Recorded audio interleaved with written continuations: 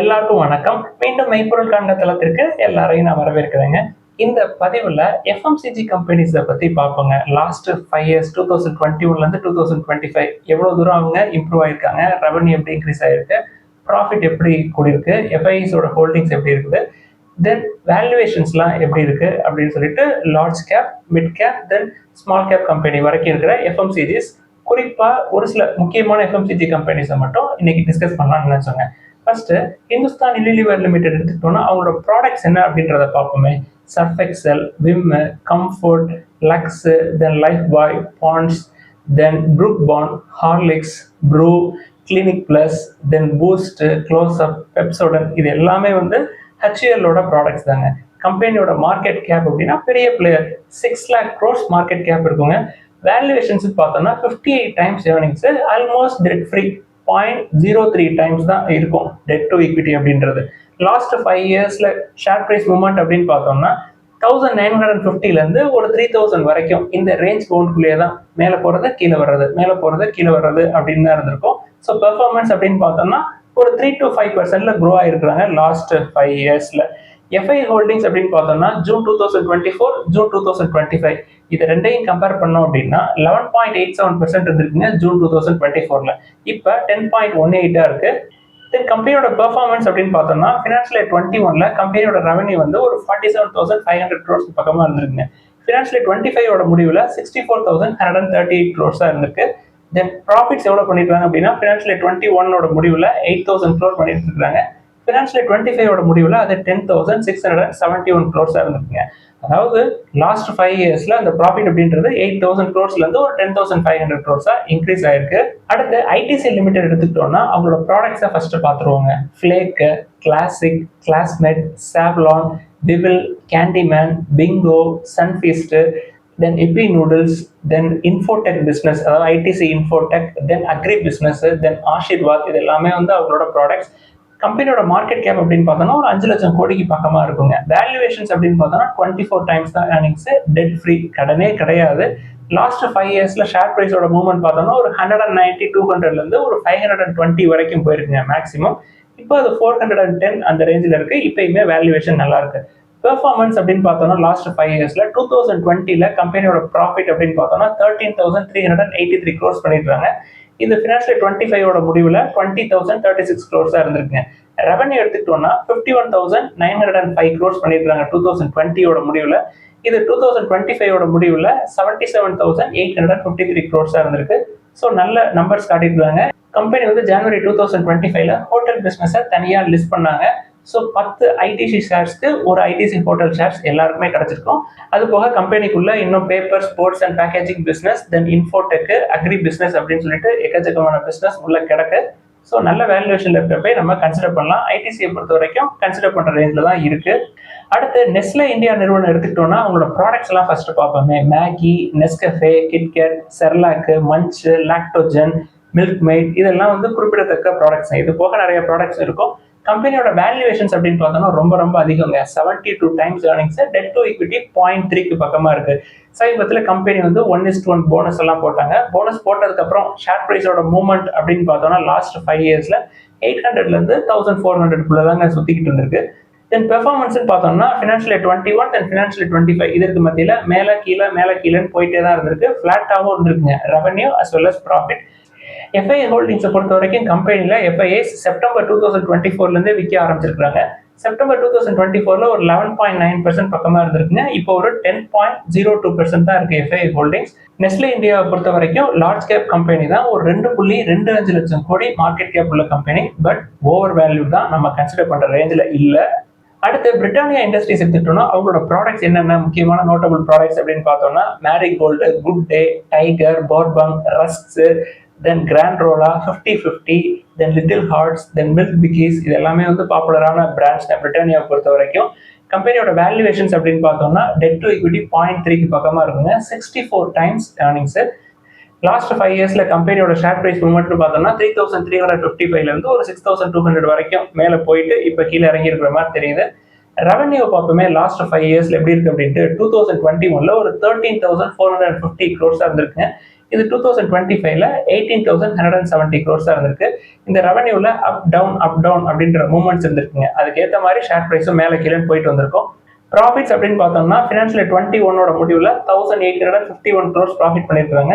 இது ஃபினான்ஷியல் 25ஓட முடிவில் 2,178 crores இருந்திருக்குங்க. பிரிட்டானியா இண்டஸ்ட்ரீஸோட ஷேர் ஹோல்டிங் பேட்டர்ன் பார்த்தோன்னா எஃப்ஐஎஸ் அவங்களோட ஸ்டேக்கை குறைச்சிருக்காங்க. ஜூன் 2024ல 17.41% வச்சுட்டு வந்திருக்காங்க. இப்போ ஜூன் 2025ஓட முடிவில் அது 15.58% இருக்கு. அடுத்து கோட்ரேஜ் கன்சியூமர் ப்ராடக்ட்ஸ் எடுத்துக்கிட்டோம்னா கம்பெனியோட நோட்டபிள் ப்ராடக்ட்ஸ்ல Cinthol, Godrej number 1, then Good Knight, Hit இது எல்லாமே வந்து அவங்களோட பாப்புலரான ப்ராடக்ட்ஸுங்க. கம்பெனியோட வேல்யூவேஷன்ஸ் அப்படின்னு பார்த்தோம்னா 70 times earnings, debt to equity 0.33 இருக்குங்க. மார்க்கெட் கேப் அப்படின்னு பார்த்தோம்னா 1,30,000 கோடிக்கு பக்கமாக இருக்கும். லார்ஜ் கேப் பிஸ்னஸ் தான். லாஸ்ட் 5 இயர்ஸ்ல கம்பெனியோட ஷேர் பிரைஸ் மூவ்மெண்ட் பார்த்தோம்னா ஒரு 672ல இருந்து ஒரு 1,450. நான் சொல்றது ஒரு மினிமம் ஒரு மேக்ஸிமம் சொல்றேன். பெர்ஃபார்மன்ஸ் அப்படின்னு பார்த்தோம்னா ரொம்ப பிரமாதமா இல்லைங்க. அதாவது அது காட்ரேஜ்க்கு மட்டும் இல்லை, எல்லா எஃப்எம்சிஜிக்குமே அது காமன் தான். குறிப்பாக காட்ரேஜ் எடுத்துக்கிட்டோம்னா ப்ராஃபிட் வந்து ஃபினான்ஷியல் 21ஓட முடிவில் 1,721 crores இருந்தது. ஃபினான்ஷியல் 25ஓட முடிவில் 1,852 crores இருந்திருக்குங்க. அதாவது ஒரு 100 crores பக்கமாக தான் ப்ராஃபிட் ஏறி இருக்கு. ரெவன்யூன்னு எடுத்துக்கிட்டோம்னா 11,096 crores இருந்திருக்கு ஃபினான்ஷியல் 21ஓட முடிவில்.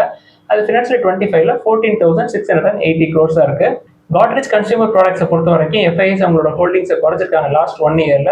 ஜூன் 2024ல 22.42% ஸ்டேக்ல இருந்து ஜூன் 2025ல 19.35% ஸ்டேக்கா குறைச்சிருக்காங்க எஃப்ஐஎஸ்.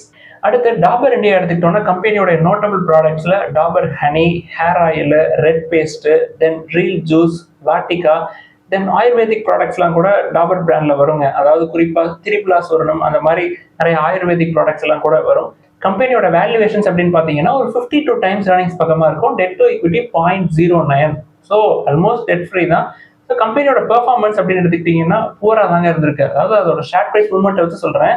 இப்போ ரீசெண்டா ஏப்ரல்ல 5 இயர்ஸ் லோக்கு பக்கமா வந்துச்சுங்க டாபர் இந்தியா.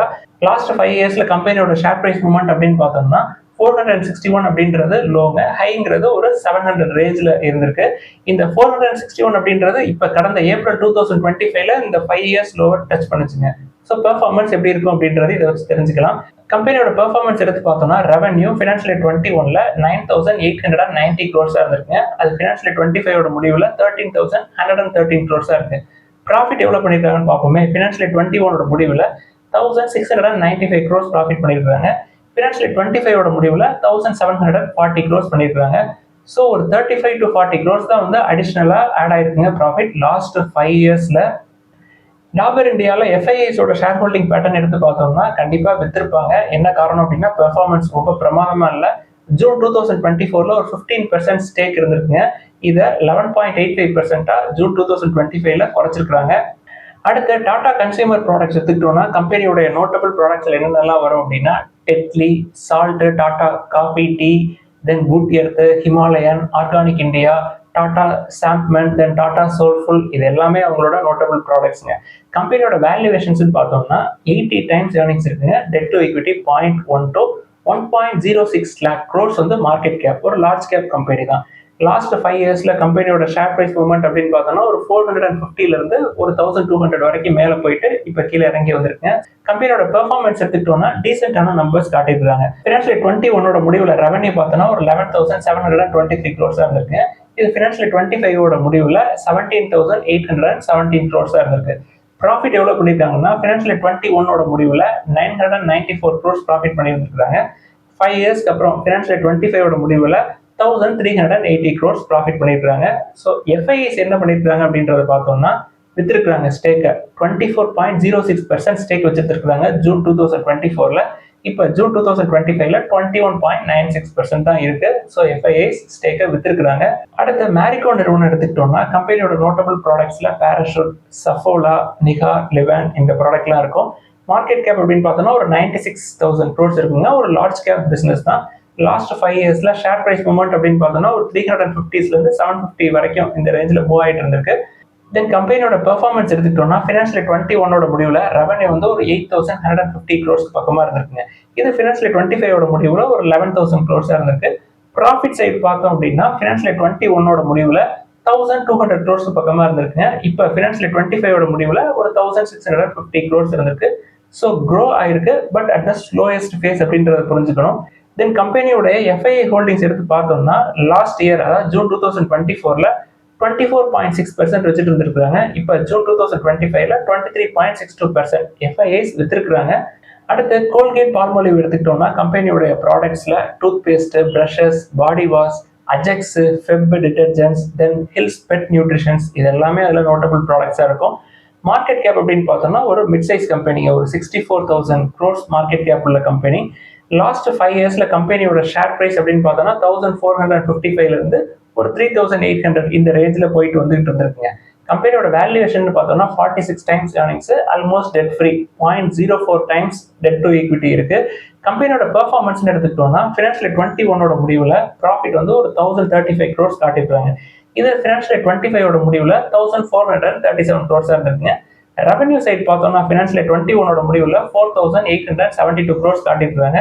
இது ஃபினான்ஷியல் 25 முடிவுல 6179 crores இருந்திருக்குங்க. கோல்கேட் பால்மோலிவ்லையும் எஃப்ஐஎஸ் அவங்களோட ஸ்டேக்கை குறைச்சிருக்காங்க. ஜூன் 2024ல ஒரு 24.44% ஸ்டேக் இருந்திருக்குங்க. இதுவே ஜூன் 2025 முடிவுல 20.39% ஸ்டேக்கை குறைச்சிருக்காங்க.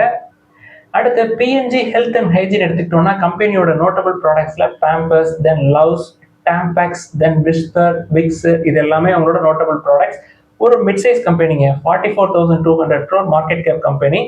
பிரைஸ் டு earnings பார்த்தோம்னா 53 times இருக்குங்க, பட் கடன் கிடையாது. தென் லாஸ்ட் 5 இயர்ஸ்ல ஷேர் பிரைஸ் மூவ்மெண்ட் பார்த்தோம்னா 9,900ல இருந்து ஒரு 17,500 வரைக்கும் போயிட்டு இப்போ ஒரு 13,000 பக்கமா சுத்திக்கிட்டு இருக்குங்க. பிஎன்ஜியை பொறுத்த வரைக்கும் பெர்ஃபார்மன்ஸ் எடுத்துக்கிட்டோம்னா ரொம்ப பிரமாதமாலாம் இல்லைங்க. ஃபினான்ஷியல் 21 முடிவுல ரெவன்யூ வந்து ஒரு 3,614 crores இருந்திருக்குங்க. இது ஃபினான்ஷியல் 25 முடிவுல 3,412 crores இருக்கு. குறைஞ்சிருக்கு ரெவன்யூ லாஸ்ட் 5 இயர்ஸ் எடுத்து பார்க்குறப்ப. தென் ப்ராஃபிட் சைடு எடுத்து பார்த்தோம்னாலும் 652 crores ப்ராஃபிட் பண்ணியிருக்காங்க ஃபினான்ஷியல் 21ல. ஃபினான்ஷியல் 25 முடிவுல 637 crores. So flat and fall அப்படின்றத நம்ம பார்க்க முடியுது பிஎன்ஜியோட ப்ராஃபிட்ல. ஸோ ஆப்வியஸா எஃப்ஐஐஸ் இதுலையும் வித்திருப்பாங்க, அதே மாதிரி வித்திருக்கிறாங்க. அடுத்து இமாமி எடுத்துக்கிட்டோம்னா கம்பெனியோட நோட்டபிள் ப்ராடக்ட்ஸ்ல Zandu, then Emami, fair and handsome, Navratna, Boro plus, Mentho plus, இது எல்லாமே கம்பெனியோட நோட்டபிள் ப்ராடக்ட்ஸ். கம்பெனி வந்து ஒரு மிட் சைஸ் கம்பெனிங்க, 26,000 crores market cap company. Valuations அப்படின்னு பார்த்தோம்னா ஒரு 31 times earnings இருக்கும். கம்பெனி வந்து ஆல்மோஸ்ட் டெட் ஃப்ரீ. தென் கம்பெனியோட share price movement maximum and minimum பார்த்தோம்னா லாஸ்ட் 5 இயர்ஸ்ல 375ல இருந்து 820 இந்த ரேஞ்சில் இருந்திருக்குங்க. பெர்ஃபார்மன்ஸ் எடுத்துக்கிட்டோம்னா ஃபினான்ஷியல் 21 முடிவுல ப்ராஃபிட்ஸ் வந்து ஒரு 455 crores காட்டியிருக்காங்க. தென் ஃபினான்ஷியல் 25 முடிவுல அது 803 crores கூடியிருக்கு லாஸ்ட் 5 இயர்ஸ்ல. தென் ரெவன்யூ சைடு எடுத்து பார்த்தோம்னா 2,951 crores இருந்திருக்கு ஃபினான்ஷியல் 21 முடிவுல. ஃபினான்ஷியல் 25 முடிவுல அது 3,877 crores இருந்திருக்கு. கம்பெனியோட வேல்யூவேஷன் ஓகே, மற்ற எஃப்எம்சிஜியை கம்பேர் பண்றப்ப 31 times அப்படின்றது ஒரு நல்ல வேல்யூவேஷன் தான். தென் இமாமியை பொறுத்த வரைக்கும் எஃப்ஐஐ ஸ்டேக்கை மற்ற எஃப்எம்சிஜி போல இதுலயும் குறைச்சிருக்காங்க. அதாவது 14%ல இருந்து 11.89% குறைச்சிருக்காங்க ஜூன் 2024 கம்பேர் பண்றப்ப ஜூன் 2025ல. அடுத்து ஜில்லட் இந்தியா எடுத்துக்கிட்டோம்னா கம்பெனி வந்து ஒரு மிட் சைஸ் கம்பெனிங்க, ஒரு 33,000 crore market cap company. 58 times earningsங்க, பட் கடன் கிடையாது. கம்பெனியோட பெர்ஃபார்மன்ஸ் அப்படின்னு பார்த்தோம்னா ஃபினான்ஷியல் 21 முடிவுல ரெவன்யூ வந்து ஒரு 2,041 crores இருந்திருக்குங்க. இது ஃபினான்ஷியல் 25 முடிவுல 2,261 crores இருந்திருக்கு. ப்ராஃபிட் சைடு எடுத்து பார்த்தோம்னா ஃபினான்ஷியல் 21 முடிவுல ஒரு 310 crores ப்ராஃபிட் பண்ணியிருக்காங்க. ஃபினான்ஷியல் 25 முடிவுல அது ஒரு 416 crores இருந்திருக்குங்க. வேல்யூவேஷன் 58 times earnings இருந்தாலும் ஒரு வித்தியாசத்தை பார்க்க முடியுதுங்க. ஜில்லட் இந்தியாவில் எஃப்ஐஐஸ் அவங்களோட ஹோல்டிங்ஸை கூட்டியிருக்காங்க. அதாவது ஜூன் 2024ல 1.84% வச்சுட்டு இருந்திருக்காங்க. இப்போ ஜூன் 2025ல அதை 4.83% அவங்களோட ஸ்டேக்கை கூட்டியிருக்காங்க. எஃப்ஐஎஸ் வந்து அவங்களோட ஸ்டேக் இன்க்ரீஸ் பண்ணியிருக்காங்க அப்படின்றதுக்காக நம்ம கன்சிடர் பண்ண முடியாதுங்க. வேல்யூவேஷன் 58 times earnings அப்படின்றது காஸ்ட்லி தான் என்னை பொறுத்த வரைக்கும். அடுத்து ஜோதி லேப்ஸ் எடுத்துக்கிட்டோம்னா கம்பெனியோட நோட்டபிள் ப்ராடக்ட்ஸ்ல உஜாலா எல்லாருக்குமே தெரிஞ்சிருக்கும். தென் எக்ஸோ, ப்ரில் இதெல்லாம் இருக்குங்க. தென் ஹோம் இன்செக்டிசைட்ஸ் அப்படின்னு எடுத்துக்கிட்டோம்னா டி ஷைன், தென் மார்கோ, தென் பர்சனல் கேர்னு எடுத்துக்கிட்டோம்னா மார்கோ, நீம், ஃபா, இதெல்லாம் வந்து நோட்டபிள் ப்ராடக்ட்ஸ்ங்க. கம்பெனியோட வேல்யூவேஷன் பார்த்தோம்னா ஒரு 33 times earnings இருக்கும். ஆல்மோஸ்ட் டெட் ஃப்ரீ தான். கம்பெனி வந்து ஒரு ஸ்மால் சைஸ் கம்பெனி, ஒரு 12,000 crore மார்க்கெட் கேப் கம்பெனி. தென் பெர்ஃபார்மன்ஸ் அப்படின்னு எடுத்துக்கிட்டோம்னா 2021, 2025 இந்த ரேஞ்ச் பவுன்ல நல்ல பெர்ஃபார்மன்ஸ் காட்டியிருப்பாங்க. அதாவது ரெவன்யூ வந்து ஒரு 1928 crores இருந்திருக்கு ஃபினான்ஷியல் 21 முடிவுல. இது ஃபினான்ஷியல் 25 முடிவுல 2900 crore கூடி இருக்கு. தென் ப்ராஃபிட் சைடு எடுத்துக்கிட்டோம்னாலும் ஃபினான்ஷியல் 21 முடிவுல 191 crores பண்ணிருக்காங்க. இது ஃபினான்ஷியல் 25 முடிவுல 370 crores இருந்திருக்குங்க. அப்படியே டபுள் ஆயிருக்கு ஓரளவுக்கு. பட் ஃபினான்ஷியல் 2024 தென் 25 இது ரெண்டையும் கம்பேர் பண்ணி பார்த்தோம் அப்படின்னா ப்ராஃபிட்ஸ் ஆல்மோஸ்ட் ஃபிளாட்டா தான் இருக்கும். அதனாலதான் ஷேர் பிரைஸ் ஒரு உச்சத்துக்கு போயிட்டு மறுபடியும் கீழே வந்திருக்கு. ஜோதி லேப்ஸை பொறுத்த வரைக்கும் எஃப்ஐஐஸ் அவங்களோட ஸ்டேக்கை குறைச்சிருக்காங்க. 15.10% ஸ்டேக் வச்சிருக்காங்க ஜூன் 2024. இது ஜூன் 2025ல 12.65 குறைஞ்சிருக்குங்க. ஸோ இப்போ எஃப்எம்சிஜியை பொறுத்த வரைக்கும் நம்ம டிஸ்கஸ் பண்ணதுல நோட்டபிள் பாயிண்ட்ஸ் அப்படின்னு கேட்டோம்னா எஃப்ஐஐஸ் ஸ்டேக்கை வித்துருக்காங்க எல்லாத்துலயுமே. என்ன காரணம் அப்படின்னா கம்பெனியோட பெர்ஃபார்மன்ஸ் ரொம்ப பெருசா இல்லைங்க. அதாவது லாஸ்ட் 5 இயர்ஸோட நம்பர் பார்த்தோம், எந்த கம்பெனியுமே அவங்களோட ப்ராஃபிட்ஸை அப்படியே டபுள் ஆக்கலைங்க. பட் நிறைய நிறுவனங்கள் நிறைய செக்டார்ல பல கம்பெனிகள் ப்ராஃபிட்ஸை லாஸ்ட் 5 இயர்ஸ்ல அப்படியே டபுள் ஆக்கியிருக்காங்க. அதனால எஃப்ஐஐஸ் வித்திருக்காங்க அவங்களோட ஸ்டேக்கை. தென் எஃப்எம்சிஜி செக்டரோட வேல்யூவேஷன் அப்படின்னு பார்த்தோம்னா எக்ஸப்ட் ஐடிசி, இமாமி, ஜோதி லேப்ஸ் இதை தவிர மிச்சம் எல்லாமே ஒரு 40 டைம்ஸ் ஏர்னிங்ஸோட அதிகமாக தாங்க இருக்கு. ஸோ நம்ம கன்சிடர் பண்றது அப்படின்னா எப்பொழுதும் போல நம்ம ஐடிசியை தொடர்ந்து கன்சிடர் பண்ணலாம். தென் ஜோதி லேப்ஸ், இமாமி ஒரு 1, 2 அப்படின்னு சொல்லி கன்சிடர் பண்ணலாங்க. அதாவது 10 ஐடிசி கன்சிடர் பண்ணோம் அப்படின்னா ஒரு ஜோதி லேப்ஸ், ஒரு இமாமி அந்த ரேஞ்சில் கன்சிடர் பண்ணலாம். இதுல என்ன நமக்கு நல்ல விஷயம் அப்படின்னா ஜோதி லேப்ஸ், இமாமி இது ரெண்டுமே ஒரு 33 டைம்ஸ் ஏர்னிங்ஸ் பக்கத்துல இருந்தாலும் ரெண்டுமே ஆல்மோஸ்ட் டெட் ஃப்ரீ. எஃப்எம்சிஜியை பொறுத்த வரைக்கும் ஒரு அற்புதமான காலம் எது அப்படின்னா 2010ல இருந்து 2019 வரைக்குங்க. ஒவ்வொரு வருஷமுமே அந்த காலகட்டத்தில் ஜிடிபி growth அப்படின்றது 8 to 10% அந்த ரேஞ்சில் இருந்ததுங்க. மிடில் லெவல் செக்மெண்ட்ல நிறைய உள்ள வந்தாங்க, கன்சப்ஷன் நல்லா இருந்தது. ஸோ அந்த காலகட்டத்தில் எஃப்ஐஎஸ் நிறைய உள்ள வந்தாங்க. ஸோ எஃப்எம்சிஜியை பொறுத்த வரைக்கும் ஹையர் வேல்யூவேஷன்ல கன்சிடர் பண்றது அப்படின்றது சரி வராதுங்க. எஃப்ஐஐஸை பொறுத்த வரைக்கும் எஃப்எம்சிஜிக்குள்ள முற்காலங்கள்ல பணத்தை கொண்டு கொட்டியிருப்பாங்க. அதாவது எந்த பீரியட்ல அப்படின்னா 2010ல இருந்து 2019 பீரியட்ல.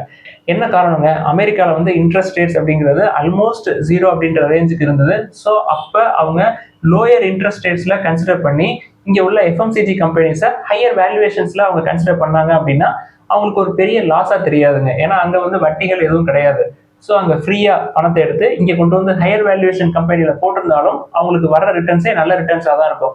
இன்னைக்கு இருக்கிற சுச்சுவேஷன் பாருங்க, அமெரிக்கால இன்ட்ரெஸ்ட் ரேட்ஸ் அப்படின்றது லாஸ்ட் 3 or 4 இயர்ஸா எலிவேட்டடா இருந்தது. இப்போதைக்கு ஒரு 4.5% இருக்கு. ஸோ 4.5% விலை கொடுத்து டாலர்ஸை கொண்டு இங்க உள்ள ஓவர் வேல்யூட் கம்பெனிஸ்ல எஃப்ஐஎஸ் போடுவாங்க அப்படின்னு நினைக்கிறது எந்த விதத்துலங்க சரி. ஸோ எஃப்ஐஎஸ் ஓவர் வேல்யூட் கம்பெனிஸை விற்க தான் செய்வாங்க. ஸோ வேல்யூவேஷன்ஸ் அதிகமா இருக்கிற கம்பெனிஸை நம்ம கன்சிடர் பண்ணோம் அப்படின்னா உள்ள மாட்டிக்கும் அப்படின்றதுல எந்த சந்தேகமே கிடையாதுங்க. இது எஃப்எம்சிஜின்னு கிடையாதுங்க, இது எல்லா செக்டாருக்கும் போறதும். இனி வரக்கூடிய காலங்கள்ல ஹையர் வேல்யூவேஷன் கம்பெனிஸை கன்சிடர் பண்றது யாரா இருப்பா அப்படின்னா நம்மள மாதிரி கொண்டு போய் மியூச்சுவல் ஃபண்ட்ஸ்ல பணத்தை கொட்டுறோம் இல்லையா, அவங்க தான் டிஐஎஸ் மூலமா அதுல ஸ்டேக் இன்க்ரீஸ் பண்ணுவாங்களே தவிர எஃப்ஐஎஸ் ஓவர் வேல்யூட் கம்பெனிஸ்ல உள்ள வருவாங்களா அப்படின்றது சந்தேகம் தான் என்னைய பொறுத்த வரைக்கும். ஸோ இந்த பதிவோட முடிவில் எஃப்எம்சிஜியில் என்னோட கன்சிடரேஷன்ஸ் அப்படின்றது இப்போதைக்கு ஐடிசி, தென் இமாமி, தென் ஜோதி லேப்ஸ். ஸோ 10 ஐடிசி அப்படின்னா ஒரு இமாமி, ஒரு ஜோதி லேப்ஸ் அப்படின்ற முறையில் நான் கன்சிடர் பண்ணலாம் அப்படின்ட்டு இருக்கேன். இமாமி, ஜோதி லேப்ஸ்க்குள்ள நான் இன்னும் போகலை, பட் போகலாம் அப்படின்ட்டு இருக்கேன். இதெல்லாம் தான் இன்னைக்கு நம்ம டிஸ்கஸ் பண்ணணும்னு நினைச்சோம். ஏதாவது சந்தேகங்கள், கேள்விகள் இருந்தால் எல்லாத்தையும் எழுதுங்க. அடுத்த பதிவில் இன்னைக்கு கேள்விகள் எல்லாத்தையுமே டிஸ்கஸ் பண்ணியிருப்போம். எல்லாருக்கும் நன்றி.